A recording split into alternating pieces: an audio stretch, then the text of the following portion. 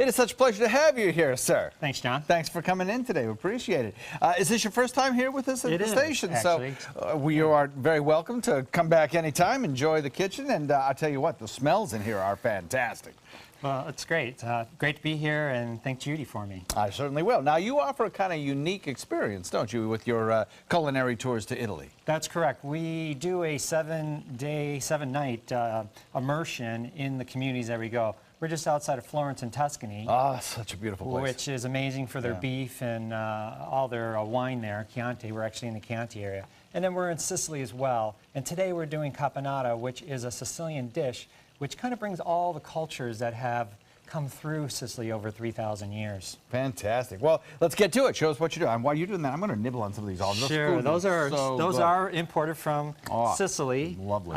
These olives here, they're from Casa Italia, which is here in Sarasota, so you can get those. Love that place. So we're going to add, what we did is we pre-boiled our vegetables and our olives. So they're a little soft, right, because they've been pre-boiled. So we'll add these into the key with Caponata, you have to have good, real olive oil. Mazzoni is on 41. Several places just find a good olive oil provider. Do you like the buttery olive oils or the grassy olive oils? I like grassy and a little bitter, you know, a little bite to it. Yep. Tuscany is also known for amazing olive oil. So the key to Caponata is you're going to want to have red wine.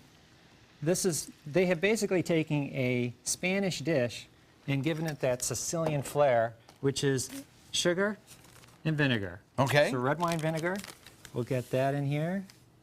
And the sugar, zucchero. My grandma used to use so much red wine vinegar. It was just all the time. Get a little more heat here. And then basically, it's the sweet and sour of the dish that's going to really pop for you when you eat it. I love all the colors. My family's in Sicily. And that's my cooking school, basically, unofficial. And for instance, my cousin does not put in red bell pepper. I do, because I love the color and I love the sweetness of it. And someone will tell you, well, that's not Caponata. I'll tell you what, wherever you go in Sicily, it's going to be different. So different in different places. That's right. So the eggplant is basically the sponge that's going to absorb all these flavors that have been layered. So we had put in some pine nuts, as you can see over here. We have capers. Capers grows all over the place in Sicily. And let's not forget celery tops along with the celery. We throw out celery tops. Yeah, we do. Lots of flavor in there. Now, how long would that normally have to cook?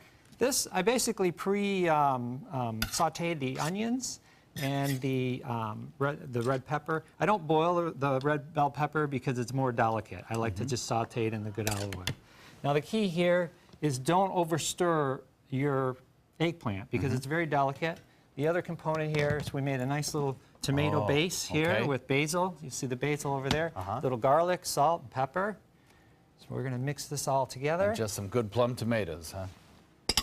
If you can find good plum, if you can't, just get a good bottle or a can. I look for something that has no citric acid. Maybe it might have salt to help it preserve, but Palmy is another brand. It's just tomatoes.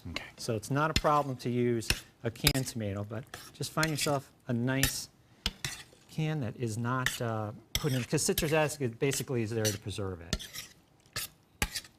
And then what we'll have here is we'll dump this into here, stir it around a little bit, not stir it too much because we don't want that eggplant all to come apart. Okay, well, we've got about 15, 20 seconds left, so if you want to go ahead and add that, while you do it, I'll remind everybody that the recipe for this meal is on our website, mysuncoast.com. Go on there, click on the dining link page. It'll take you right there and give you all the information you need. And when it's all done, how much longer do you cook at this point? Pretty much. It's ready to go? It's ready to go. And you would serve it up right like you've done over here? Bruschetta on the top, you'll see the olives. We've got a little of the cracked olives also from Sicily. And just enjoy. Beautiful. Thank you so much, Robert. We appreciate you being here. Thanks for having me. From Italian Culinary Tours on our website. Thanks so very much, sir. We'll see you in Italy sometime. See you in Italy.